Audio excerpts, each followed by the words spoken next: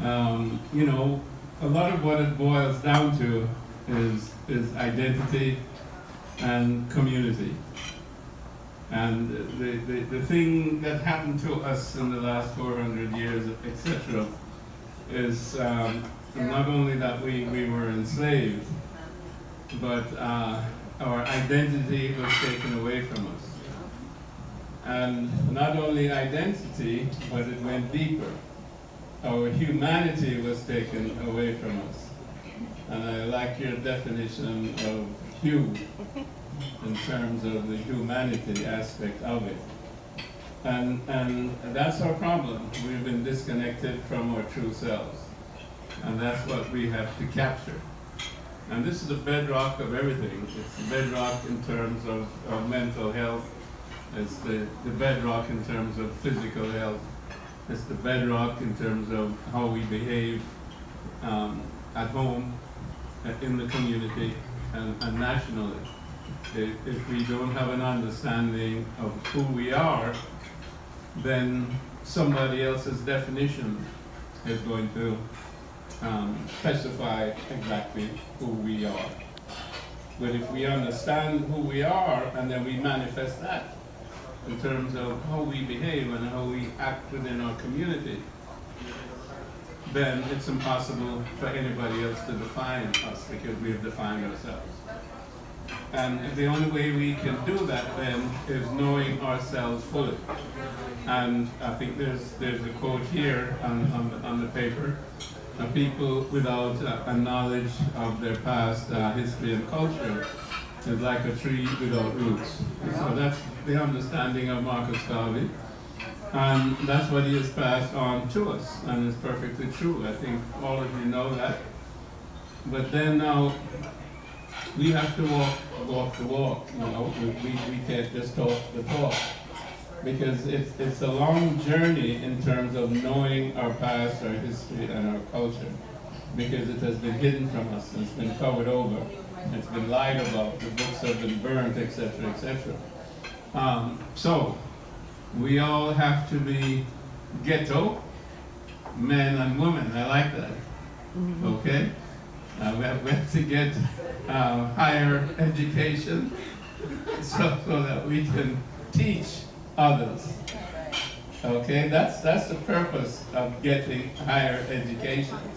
It's not just to be brilliant ourselves as individuals, but to teach others. So we have to share that knowledge. And that, again, we come back to that's what community is all about. And that's why you need to have gatherings like this.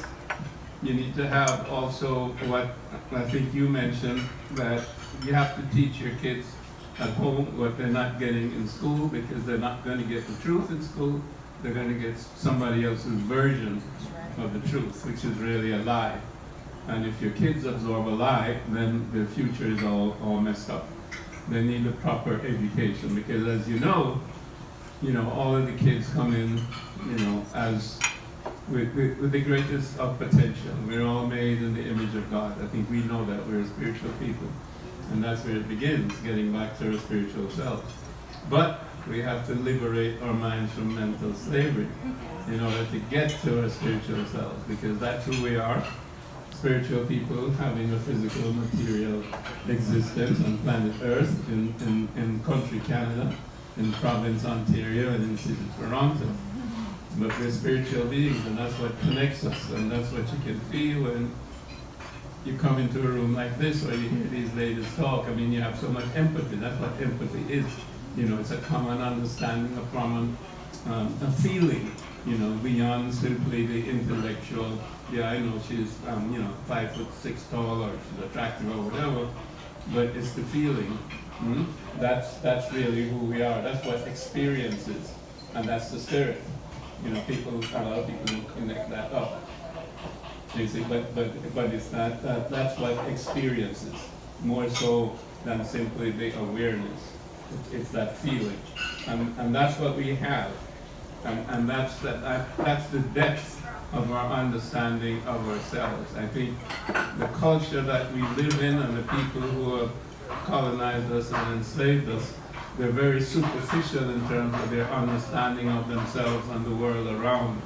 And that's part of the reason for all the atrocities, because they separate themselves from others in every sense of the word, even from Mother Nature. They separate themselves from Mother Nature. Mother Nature is just something or someone to take the resources from and make commodities.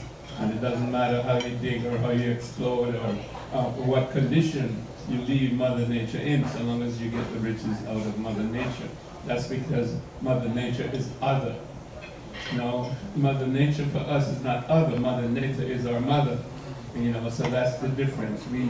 We're deep in terms of people, and that's what we have to get back to in terms of our own self-understanding.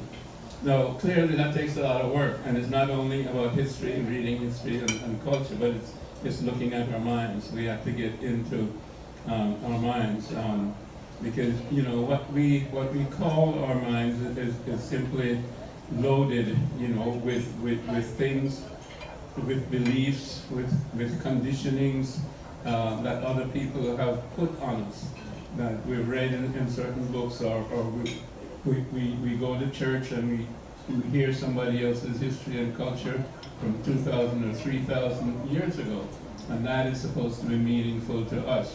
That was not our history, that was not our culture, but we have adopted a lot of that so that we can't even express our spirituality in terms of our own real experience. So work has to be done, but it has to be done at that mental level. It's not only reading history books, but it's at the mental level of who am I and what am I in essence. If I'm made in the image of God, how do I know that? How do I access that? And that is where meditation comes in, introspection, whatever you want to call it. But you have to have that self-knowledge of who you are in essence, not who you are physically. Again, not just so much the color of your skin or your height or your physical attributes, not how many books you've read or how smart you are, but who are you spiritually? At that level where you can look at that self without the conditioning.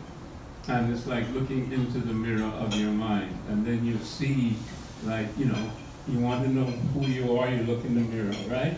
Well, if you really want to know who you are, not just what you look like, you have to look in the mirror of your mind. And that's where you're going to find the real answers. Like I said, the words, etc., will help you to get to that situation, but then you have to do that work. Okay? Because when you come to a true understanding of yourself, which is what I know that my father came to that full understanding of himself, because he also said, I have an original African mind. And that's what gave him the confidence to stand up against the world and says, we were once the first civilized people, and so on and so forth, and we will create another civilization that will eclipse even what we had before. So, as he said also, a people without knowledge of themselves, a people without confidence, they're defeated even before they start. But you can only have that confidence when you truly have knowledge, and that knowledge is the knowledge of yourself. That's the most important knowledge, more so even than the book learning and the PhDs you may get. You may get your master's and PhD or several PhDs, but that's book learning. The most important knowledge is the knowledge of yourself, and that's a spiritual knowledge, and that can cure your mental problems, that can cure your physical problems, that can cure your social problems, that can cure the problems in the community, because then you know that you and the community are one. And so whatever work you're doing for yourself, you're doing it for everybody else. So we need to look at the nature of our minds. The nature of our minds is beautiful. The nature of our minds is the image of God. We are God's people. We're beautiful people. We have a lesson to teach the world. But this is our time to reflect on the 400 years, and this is our time to connect with the present and create the future that, as Julius Garvey said, we can create a civilization that is so beautiful it will eclipse what we've done in the past. One God, one aim, one destiny, one love. Peace and blessings.